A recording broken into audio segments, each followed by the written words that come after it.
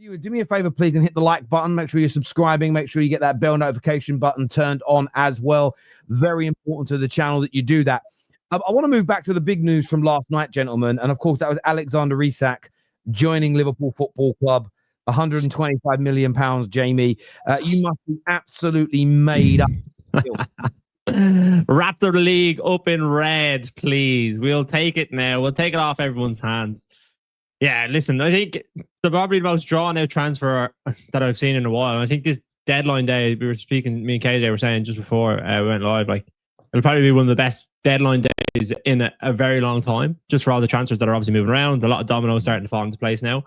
And yeah, like I think, would say Isak playing yesterday, would he have made a difference in terms of maybe attacking output? Potentially. I think a player of his quality, but I think overall, across the entire season, like adding someone of that level to this Liverpool team, a team that is going to score goals, even if he wasn't the team, is just going to be ridiculous. And I think getting Mark Gahey over the line is something that I think probably Liverpool fans, if you had asked them, I think they would have maybe prioritised more, but it looks like we're going to get the two of them now.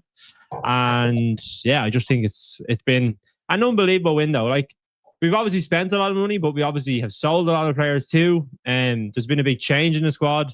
I think that's something that we'll have to adapt to throughout the season. I think it's something that we're still trying to adapt to. I think we've seen it against Newcastle. We play a lot more open. I think if Arsenal had went at Liverpool yesterday, we would have seen Liverpool maybe cough up a few more chances than they did. That's how Arsenal wanted to set up. And yeah, I just think Isak coming into this team is just, it's going to be ridiculous. It is going to be ridiculous. Go on, George. What are you saying, George? Yeah, I was. Do you know what? Yeah, great deal for Liverpool. Great deal for Liverpool. Nobody can take nothing away. Alexander Isak is one of the best strikers in the league. And what he's going to bring to you guys, just when you say watching that game yesterday, although I really highly rate Ekitike, I think what he brings to the team is great. I think Isak is just that bit more clean, a bit more polished than him. He's sort of has the everything that FTK can do, he can just do that a little bit better right now. So when he does come into the team, it's a massive boost. But looking at it from the Newcastle point of view, I just can't sit here and feel bad for Newcastle in a way of not the way that they've ran it, but the fact that you've given them 125 million. They've went and spent that already on two strikers, and I'm just sat here and I'm like, sorry to interject, mate. Have you just read? So Ornstein has just tweeted in the last 5 minutes about the deal. And what he has said is that Newcastle have reached a verbal agreement with Brentford. Brentford view the deal as 55 million fixed. Newcastle was suggesting it's 55 plus 5. It's expected. This is from Ornstein. And when it comes to Newcastle, this man's been so accurate this summer. I don't care what any Newcastle fan says. They're paying half of it up front. So they're not spreading it over 3, 4, 5 years, half up front and half next year. Plus, they've done a great deal here, Brentford, for a 28-year-old 1 year left, plus a 25% sell-on clause as well. That's what I was just looking at. And that's why I was sitting there. I was like, Newcastle have been shafted this window. Like, they've had a horrible window, I think, just in total for the amount of money they've spent on players. We obviously knew because they were going to have this Isak sale. We know for any team, whenever you have a massive sale of 100 plus million, now teams are going to start bumping up your fee a little. And Brentford have done that. They've took advantage of it. They've won the deal.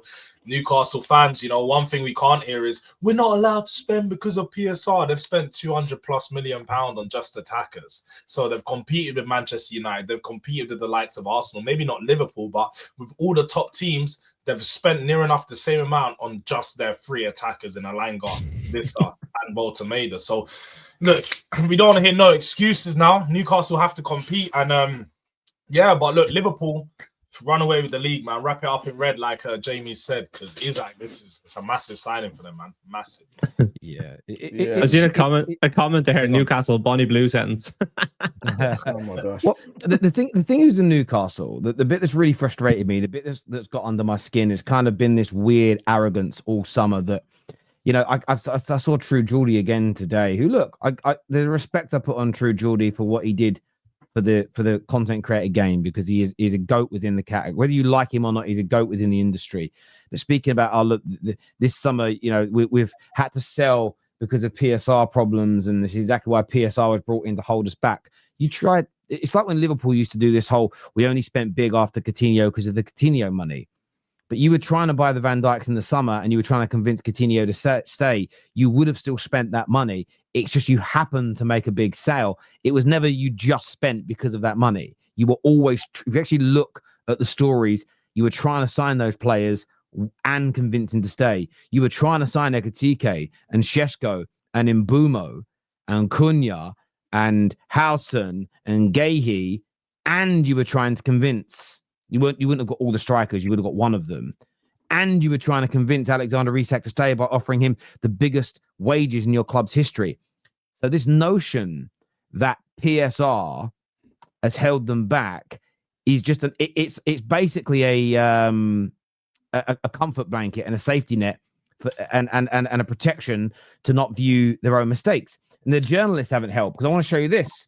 This was only 10, 11 days ago. And this man last night, Luke Edwards, did this shameless post about we get things wrong sometimes, situations change, don't hold it against us. This is what the man said. If you are reading Newcastle's statement tonight and still think there's a chance Alexander Isak will join Liverpool this summer, good luck to you. You're going to need it. I've been trying to tell you all summer what the situation was. Some of you don't want to listen. And I'm sick and tired of people almost defending this guy and acting like, oh, yeah, but, situations change. They change their minds late on. No, this man all summer kept on saying the same thing, laughing, belittling, calling people simpletons. Now what he's doing is this weird, I'm a victim because people have given me abuse. The only reason you got abuse is because you were calling people names, calling them stupid, calling them thick, and you were lying. You were absolutely lying because you. Sorry, did you see his quote tweet of Ben Jacobs? Yeah, but I was literally about to say he had the audacity to quote tweet Ben saying, "Why you basically saying why are you claiming this as an exclusive? I'm the one that broke the news. It was me, bro. But equally, listen. Sorry, go on. Listen, then I saw his whole long monologue about, like you said, he gets things wrong, but I get to say what I told. Things change. I'm proud of myself because I was the one that broke this exclusive deal for British transfer record. I was like, shut up, you clown, bruv. You absolute knob. You know what it is? I don't like getting personal with people, but when I see a guy, he's supposed to be a journalist. He's supposed to be fair and balanced within the reporting. Yeah. Starts tweeting, speaking to people like they're just some simpletons that they can't read between the lines, and then you have the audacity to go to your quote unquote colleagues and say, "Mate, I'm the reason why. I'm the reason why I got this right. You should be quoting me, bro. You ain't that guy, man. I never knew who he was until this window. I never heard of Luke Edwards before. And you know what's really funny, KJ, as well? The Newcastle fans, even last night, defending him. He's a good guy. He broke the news. He knows what he's talking about. But that tweet I just put up on the screen, it isn't about things changing, because they do change. And journalists have learned, and this is what's really funny. Journalists always get stick for saying, as things stand, this isn't happening. You're just saying that to cover yourself. No, they're being open and balanced. They're telling you that right now they heard nothing. There have been some murmurings. Things could change, though. That isn't in the start what the Luke Edwards and the Craig Hopes and the Keefs did. It was, it ain't happening. It won't happen. Every now and then they'd throw in unless crazy conditions are met. And then when there was a statement from Newcastle or a briefing, it wouldn't happen. They would all come out and do listen to me. I told you this won't ever happen. And that comment and that tweet from him there is not him saying it's unlikely to unless something dramatic changes. If Luke Edwards would have been saying something might change, if this happens, if this condition is met, there could be a big swing around. But at the moment, it looks unlikely, but things could change, which the big journalists do, it would have been okay. But what he tried to do, he took a bet. He took a gamble this summer. I could make the Newcastle fans love me forever. But some are indoctrinated. They're still defending him now. Bro, we know you were right. Don't worry about it. Listen, people like Luke Edwards have contributed to a terrible summer for Newcastle United, which, look, I think signing Wissa and I think signing Voldemada, I think it's pronounced Voldemada, I think. I think it's pretty good signings. I think they've signed some good players. And with strikers, I think they would have been 9 from 9 in the beginning of the Premier League season. But instead, they're sitting there in 16th, 17th position in the league. barely scoring goals. They've added that into their team now with the Wissa deal that's been announced. But Liverpool, back to them for a moment. We've got loads to cover this morning. I want to give big shout out to the United Stand community that have joined us here as well this morning. 5,000 people tuning in, which is massive. But please get the like button hit. Please get yourselves subscribing to the channel and get that bell notification button turned on.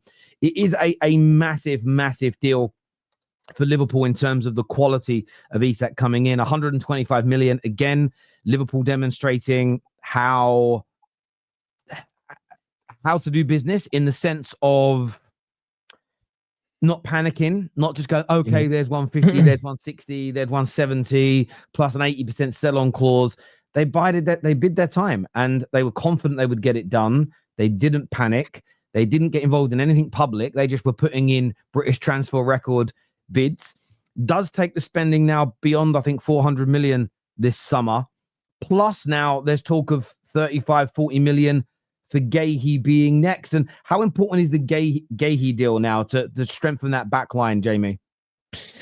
Yeah, really important. I think Kanate yesterday, we've seen a better Kanate. I thought he did well against Gyökeres. And I think bringing in Gahey is someone that just, when you're going for all these trophies, you need players that can step in and obviously compete. And I think we'll see it with Isak and Ekitike. I think Isak will obviously be, as George said, he's a little bit more polished. But I think Ekitike, from what we've seen in the first few games, is he has a lot about him as well. And you need these players in your squad to be able to go on and win the big trophies. I think even last week against Newcastle, Slot said that the most disappointing point of last season wasn't losing the Carabao Cup to Newcastle. It was getting knocked out of the Champions League with PSG. So I think he'll have his eyes set on the Champions League this season. And I think Gahey, he just, like, you seen it yesterday, he's just such a good footballer. Do you know what I mean? Even Gomez yesterday came on when Ibu went off. He added a lot. I thought he did well. Even the Eze chance just before, he was able to shuffle him and not give away a penalty. So Liverpool have options. I think that was the one worry. Even though we'd bought all these players, we'd obviously sold a good few as well, and we didn't really have as much options as we did last season. I think that was the difference last year. Like, you look at Gakpo, Diaz, Chiesa didn't play too much, but he's had a little bit of part to play this season. Nunes came on, scored some big goals. Salah obviously was a big point. Like, there was a lot of depth in that team, and I don't think we maybe replaced the same level.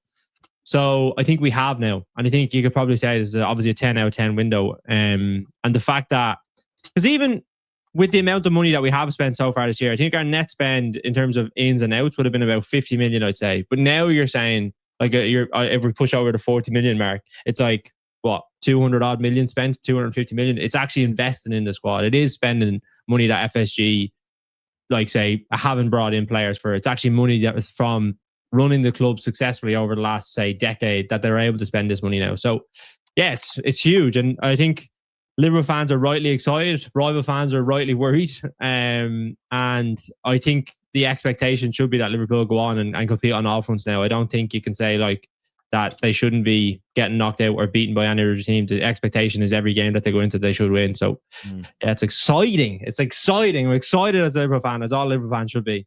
Yeah, I totally agree with you about the expectations that, and this isn't even me as a United fan saying this. You can't be dropping. We're adding in the 125 million here. So sorry, I'm doing that in euros. But so you've spent in pounds so far. Let me just convert this into pounds. 290. Yes, 294 million. I'm not including add-ons in that because that's from Transfer Market. You add it's 419 million pound has been spent this summer window on the champions of England. There has to be an expectation for you to win every game. Not that that's the reality, because very few, even teams that go invincible, don't win every single game. Bayer Leverkusen are an example. Arsenal, of course. But there is an expectation for you to be the favourites in nearly every single game you play, both domestically and in Europe. But that is what happens when you spend that kind of money on an already very, very good team. But I do think Mark Gahey is key, because although Kanate played well yesterday, I don't think Arsenal took the right risks, especially in the first half. They had opportunity to put that ball in between your two centre backs for Gyökeres to run onto, and they didn't play the pass. And Gary Neville called this out all game. They actually were happier playing risky passes at the back than they were playing risky passes at the edge of your box. And that's where Kanate has been found wanting a lot this year, when balls have sort of been played along the ground in behind him, he's been a little bit all at sea, and they didn't test that yesterday. But I think Mark Gahey, if it happens, will be a phenomenal piece of business for you. I really, really do think you do that, and it's as close to a 10 out of 10 transfer window I've ever seen in my life.